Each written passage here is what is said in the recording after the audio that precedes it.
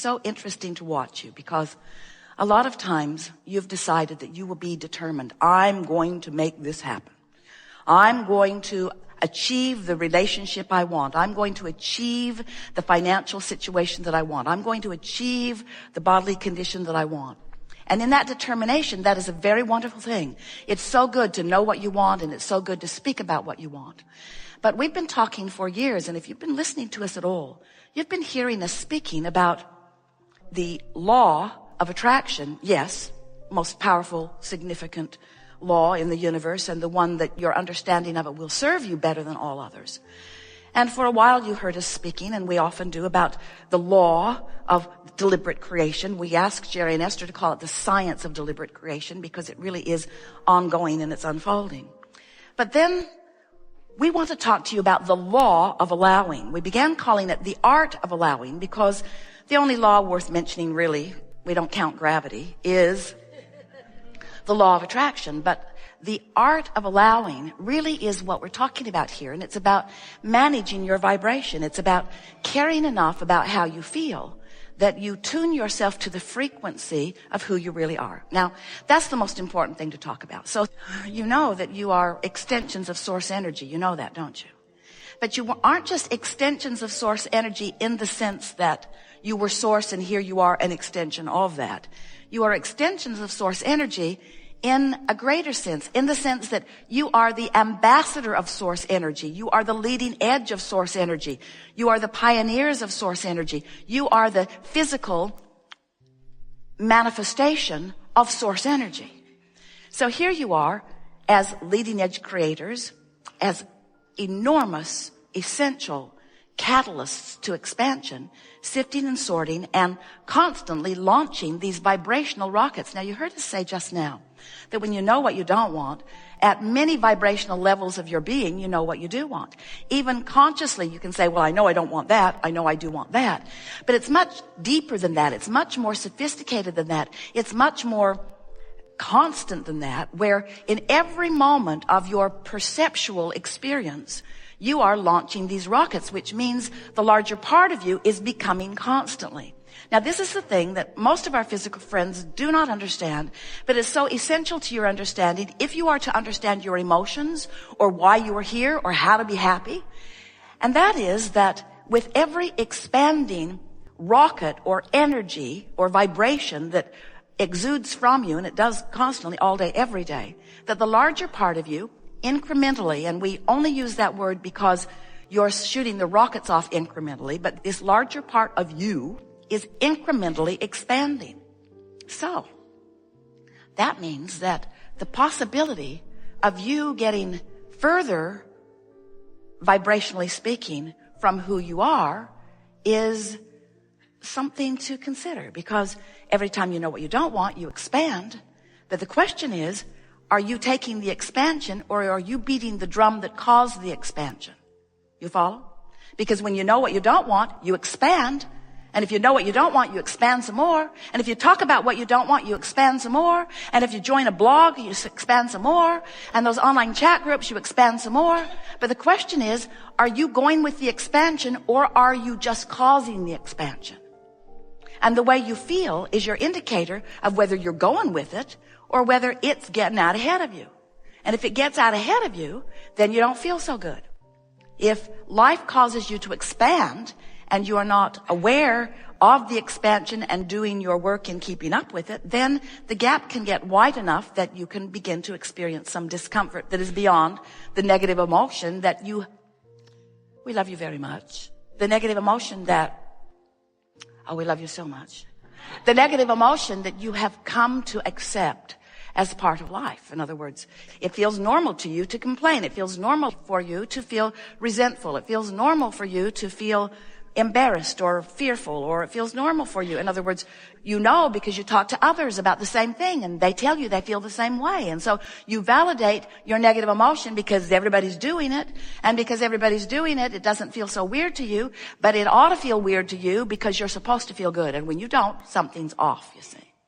So when we talk about the art of allowing, We're not just talking about you allowing your new car to come or your new home to come or your lover to come or your physical condition to improve. We are talking about that, but not just that. When we talk about the art of allowing, what we're really talking about you allowing is your alignment, your connection, your involvement, your vibrational sameness with your inner being, who keeps taking the expansion and never holds back from it. Your inner being, the source within you, this non-physical part of you, who we are wanting you to understand exists in this vibrational frequency of knowledge and understanding and beingness. So we know it's annoying. Focused on the emotion and the rest will follow, but don't worry about what's following, because if you worry about what's following, then you mess up the emotion. So just focus upon the emotion and the rest will follow, but don't worry about what's following, because when you worry about what's following, then you mess up the emotion and it doesn't follow. So just focus on the emotion and the rest will follow, but don't worry about what's following, because if you focus on what's following, if you get this, you get this. So often, for years, we've said, as we begin here, are you enjoying the freshness of that new desire? Do you remember when your desires felt fresh? Do you remember that feeling of getting an idea and just the idea of it just made you feel good for a moment? Well, that's the feeling we want you to hold, because as you maintain that, then everything fills in around it. But when that feeling of freshness is muted by your logic, by your awareness, by your comparison, by your taking score, by your measuring yourself with everybody else, by your measuring yourself with your own past experience, when you're measuring the filling in part, we really jumped right into this, didn't we? We've got you right out here on the leading edge. In other words, we are right out on the leading edge of creation with you, and here you are right here with us. Nice to meet you here. Do you believe that the emotion that you feel, that the emotion is more general or more specific than the filled in version? In other words, do you believe that the emotion that you feel when you think about the security of a new car or the fun of a new car, do you think that that emotion is more general or more specific than the leather seats, the torque of the engine, the fact that you no longer need a key?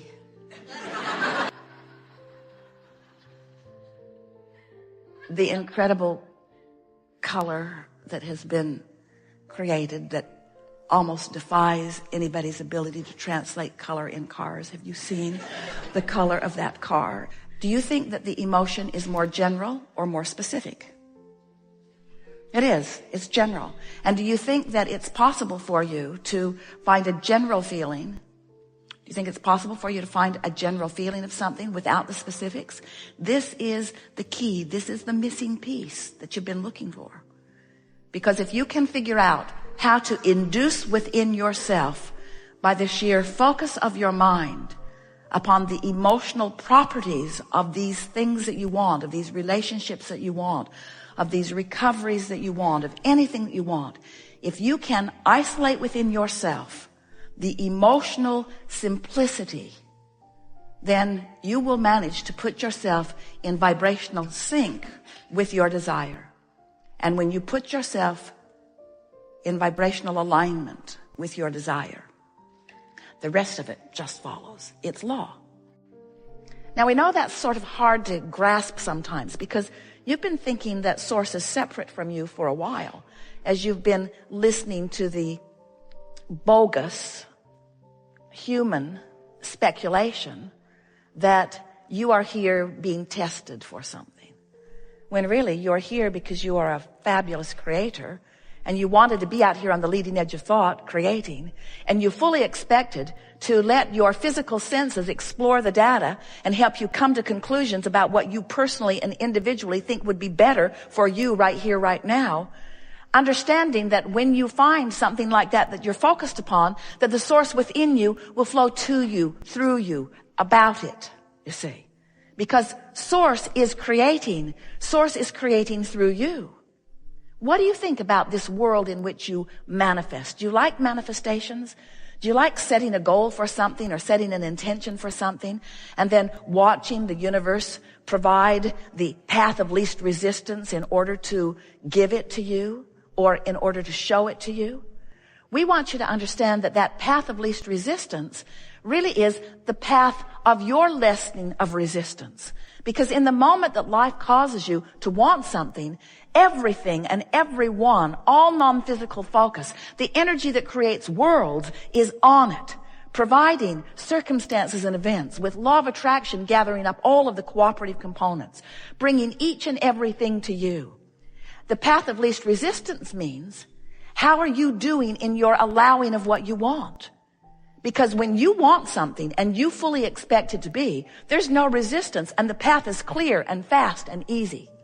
But if you want something and you don't expect it to be, if you want something and you doubt it, and why would you doubt it? Because you think you're not worthy, you think you're not ready, you think that there is some other plan, you think that somebody else is calling the shots. There are all kinds of squirrely, ridiculous things that you have picked up along your physical trail that make you believe in your unreadiness or unworthiness, that cause you really to be unwilling in any moment, unallowing or resisting. So you don't let what you want be, and you have all kinds of ridiculous reasons that you explain why what you want cannot be. And we say, there's only one reason why what you want cannot be right now, and it's because you've got a thought that contradicts it, and you're not allowing it, period. Because source is on it.